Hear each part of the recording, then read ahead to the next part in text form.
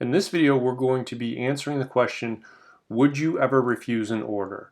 Now, this is one of the situational questions that, man, it really throws off a lot of firefighter candidates because it kind of gives them a hard time because they don't want to say yes and come off as though they'll be disrespectful, but they also don't want to say no and say that they'll do anything that they're told no matter what all the time. So the first thing we want to ask is, why are they asking us a question like this? Now, the question might not just be that blunt. It might be put into a little bit more of a scenario. You show up on scene at a two-story building, yada, yada.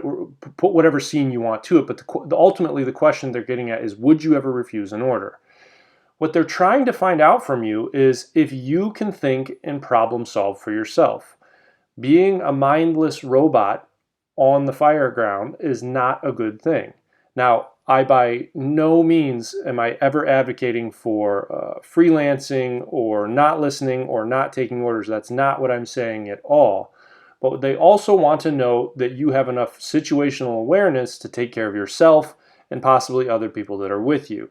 So, would you ever refuse an order? The answer should be yes. And I say that with an asterisk, because if it's an obvious threat to life or safety of yourself or maybe another firefighter, you should refuse that order. Now, how you do it is where you explain yourself. Let's say you go into a building with an officer, lieutenant, captain, whoever, senior firefighter, whatever the situation is, and they tell you to do something, but you see that there is a blatant, maybe this room's about to flash, or pick whatever scenario.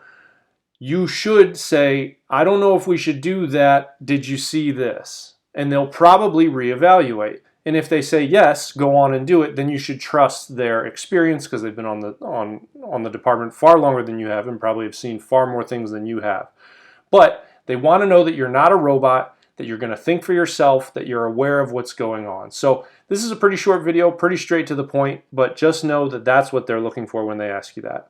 If you have any other questions, please leave them in the comments below. Subscribe, like, and share. I'm going to be going over a lot more situational questions in other videos. These are ones that typically trip people up quite a bit. They're the types of questions that put you in an awkward scenario and you're not really sure how to answer or what they're looking to say. So any questions, leave them in the comments, and I'll see you in the next video.